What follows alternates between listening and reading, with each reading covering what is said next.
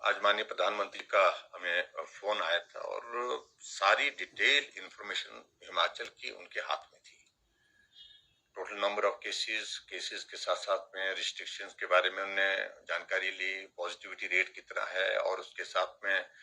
Death कितनी है, death rate कितना है। इन तमाम सारी बातों को चर्चा करने के बाद ऑक्सीजन की सप्लाई कैसे चल रही है, वैक्सीन की सप्लाई कैसे चल रही है और उसके बाद रिस्ट्रिक्शन में कुछ और चीजें जो करने की दृष्टि से आप सोच रहे हैं वो भी बात उन्होंने की है। और मुझे इस बात की प्रसन्नता है कि आदरणीय प्रधानमंत्री जी ने विस्तार से चर्चा करने के बाद हिमाचल प्रदेश के लिए इस संकट में हर संभव सहयोग जो दिया जा सकता है वो देने की उन्होंने बात कही है। एक बात तो सबसे बड़ी बात यह है कि आज की तारीख में जो हम लोगों को मुश्किल यहाँ आ रही है, मुश्किल में बड़ी बात यही आ रही है कि ऑक्सीजन की अभी शॉर्टेज तो नहीं है, लेकिन ऑक्सीजन के खाली सिलेंडर हमारे पास उपलब्ध कम है। उस दृष्टि से भी हमने आग्रह किया कि अगर खाली सिलेंडर हमको उपलब्ध हो जाते हैं तो, क्योंकि इस वक्त नंबर ऑफ केसेस हमारे पास जो एडमिट है उनमें से ज्यादा लोगों को ऑक्सीजन की आवश्यकता महसूस हो रही है और डॉक्टर का कहना है कि ऑक्सीजन के लिए हमको खाली सिलेंडर जितने ज्यादा मिल सकते हैं, जहां से भी मिल सकते हैं, वो उपलब्ध करवाने चाहिए। दूसरी बात, इस बात के लिए भी जो लोगों के बीच में कुछ चीजों को लेकर के जो मेडिसिन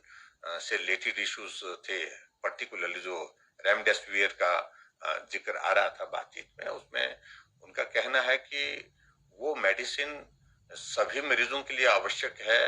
ये ऐसा डॉक्टर्स ने बड़ा स्पष्ट कर दिया है, ये लोगों को जानकारी होनी चाहिए। और हमने कहा कि भी लोगों को इस बारे में जानकारी भी है और इसको और लोगों तक पहुंचाने की बात है। मेनली उनका फोकस ये था, एक पार्ट ये कि हम इस वायरस के संक्रमण को सीमित कैसे कर सकते हैं, उसको पकड़ कैसे करें, उसको रोक कैसे सकते हैं, उसके लिए जो भी सख्त कदम उठाने की आवश्यकता है उस दिशा में आगे बढ़ो। और पर्टिकुलरली मैंने जब जिक्र किया कि कांगड़ा, ऊना, सिरमौर, सोलन जो बॉर्डर एरिया है वहां संक्रमण हमारा ज्यादा फैला है, तो उस पे आने वाले समय में हमारी कुछ रिस्ट्रिक्शन की दृष्टि से कुछ स्ट्रेटजी अलग हो सकती है, क्योंकि यहाँ संक्रमण ज्यादा है और तेजी से बढ़े भी है और डेथ भी यहाँ पर बहुत ज्यादा है। हालांकि बाकी मामलों, बाकी जगह भी है, मंडी में भी हम देख रहे हैं, तो सब जगह संक्रमण सब जगह फैला, लेकिन यहाँ का कंपैरेटिवली ज्यादा है। तो यहाँ इन इन 4-5 जिलों में इस बात को लेकर के विचार करके हम एक आज शाम तक या कल तक हम विचार करेंगे इस बात को लेकर के कि वहां और स्ट्रिंजेंट और सख्त जो है क्या किया जा सकता है ताकि मूवमेंट को वहां पर और ज्यादा रोक सके, संक्रमण को हम रोक सके। और उसके बाद दूसरा उनका प्रमुख रूप से है कि गरीब आदमी को परेशानी नहीं, मजदूर आदमी को परेशानी ना हो, यानी लाइवलीहुड से कंसर्न लगे प्रधानमंत्री जी ने कहा कि लाइवलीहुड पर इसका इम्पैक्ट इस प्रकार का ना आए, जो छोटे लोग हैं उसका क्या रास्ता हो सकता है। तो उस सारी चीज को लेकर के भी उन्होंने कहा कि थोड़े वक्त के लिए तो थोड़ा रिस्ट्रिक्शन, लेकिन लंबा स्पैन उसमें ना हो, इस बात को देख लीजिए किस तरह से किया जा सकता है। तो एक एक चीज को लेकर के डिस्कशन हुई है उनसे। और ऑक्सीजन के सिलसिले में कई जगह इस तरह की परिस्थिति उन्होंने कहा कि हिमाचल में उपलब्धता तो है आपके पास, ऐसी अभी तक इस तरह की बात नहीं है, लेकिन फिर भी इस चीज को करें, कोशिश करें कि ऑक्सीजन की सप्लाई चेन मेंटेन रहे। कोटा बढ़ाने के लिए हमने बात कही कि हमारे अभी तक एट प्रेजेंट जो है वो 15 मीट्रिक टन जो है हमको कोटा निर्धारित हुआ, हमने इसके लिए हमने लिखा हुआ 30 करने के लिए हमने बोला हुआ है। इन बातों को लेकर के भी उन्होंने कहा कि इन सारी चीजों को लेकर विचार करते हैं कि जो किया जा सकता है करने की। लेकिन कई जगह इस बात को भी देखा गया है कि देश के बहुत जगह ऑक्सीजन का वेस्टेज भी बहुत ज्यादा इसमें हो रहा है, तो इस बात को लेकर के भी थोड़ा सा ठीक करने की जो जरूरतें हैं, एक एक चीज के लिए बारीकी से उनने जानकारियां हासिल की है। और जहां मृत्यु दर में भी हिमाचल प्रदेश में हमने देखा कि काफी नंबर, पिछले कल 56 टोटल डेथ हुई है, दुर्भाग्यपूर्ण स्थिति है वो हमारे लिए, वो काफी ज्यादा है, वो चिंता का भी विषय है। तो उस पे क्या, किस कारण से लोगों की मृत्यु हो रही है, यानी कि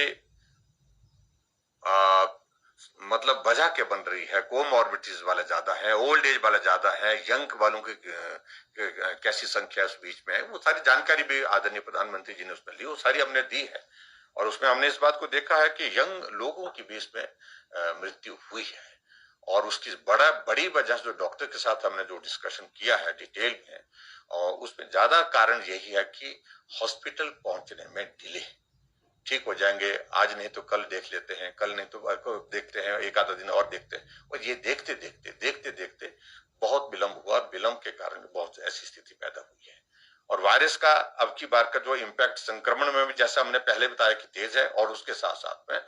ये फैटल भी बहुत ज्यादा है, क्योंकि फैटलिटी रेट इसके कारण अब की बार वायरस का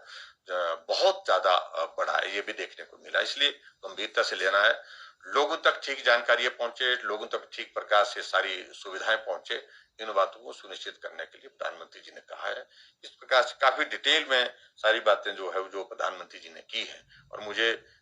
तो एक एक जिले को लेकर के उन्होंने पूछा कि जिले वाइज पूछा कि भी कहाँ क्या स्थिति चल रही है, तो जहां संक्रमण ज्यादा बढ़ रहा है वहां जो है उस बात को सुनिश्चित करें कि इसको सख्ती वहां पर और ज्यादा करनी चाहिए। सर, पहले पहले जिला भर में आपने लोगों से संपर्क किया, लोगों से मिले। कल आपने खुद पूरी राजधानी शिमला का दौरा भी किया है। हमने कहा कि लॉकडाउन है ही नहीं, बहुत लोग बहुत तरह की बातें करने की कोशिश कर रहे हैं, मैं उनके सिलसिले में बहुत ज्यादा कहना भी नहीं चाह रहा हूं, क्योंकि हर आदमी का अपना अपना सोचने का नजरिया होता है, वो अपने नजरिए से सोचे। हमने एक संतुलित, जिसको बोलते हैं संतुलित निर्णय लिया है। लाइवलीहुड वो भी लाजमी है, बहुत आवश्यक है। हमने इस बात को सुनिश्चित करने के लिए कुछ इस कर्फ्यू में रिलैक्सेशन भी की है, कुछ रिस्ट्रिक्शंस भी की है।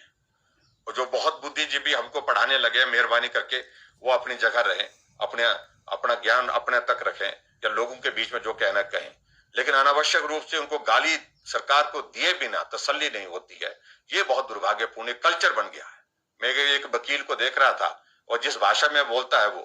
मुझे मालूम नहीं कहाँ पढ़ाई की उस आदमी ने,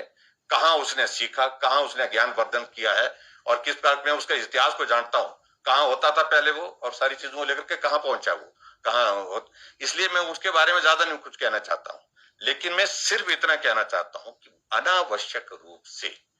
गवर्नमेंट के खिलाफ कोई इश्यू है, बोलना चाहिए, कमी है, बोलना चाहिए, लेकिन उसके बावजूद भी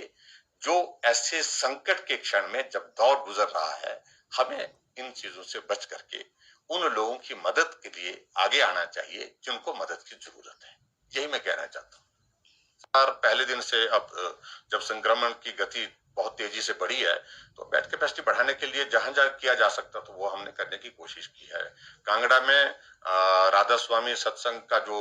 प्रांगण है, उसमें हमारा काम युद्ध स्तर पर चला है। पहले 250 की कैपेसिटी, उसको 500 तक करेंगे, फिर 1000 तक के लिए, और वो कैपेसिटी एक्सपेंडेबल है। वो अगर बहुत ज्यादा जाने की आवश्यकता पड़ेगी तो 5000 की कैपेसिटी भी उस कैंपस के अंदर की जा सकती है। हमको अगर जरूरत पड़ी तो वहां तक भी जाएंगे। सोलन में राधा स्वामी का एक बहुत बड़ा संस्थान है, वहां पर भी हमने कह दिया कि वहां पर भी आप शुरू करें, वहां पर भी काम की प्रक्रिया जो है, प्रोसेस जो है वो बहुत जल्दी शुरू हो जाएगा। मंडी में राधा स्वामी सत्संग का जो स्थान लेने के बाद वहां पर बेड कैपेसिटी को बढ़ाने के लिए हमने काम शुरू कर दिया, बहुत तेज गति से काम चल पड़ा है, और मुझे लगता है कि 4-5 दिन के अंदर वहां पर भी 200 की कैपेसिटी का हॉस्पिटल वहां पर बन करके मतलब वो तैयार हो जाएगा। हमारे लिए सिर्फ चुनौती एक ही चीज के लिए है कि जितनी बेड कैपेसिटी हम जनरेट कर रहे हैं, उसी तरह से हमको जो जरूरत है वो ऑक्सीजन के सिलेंडर की जरूरत रहेगी, ऑक्सीजन की सप्लाई की जरूरत रहेगी। वो चुनौती है, लेकिन मुझे पूरा भरोसा, पूरा उम्मीद है कि उसमें भी हम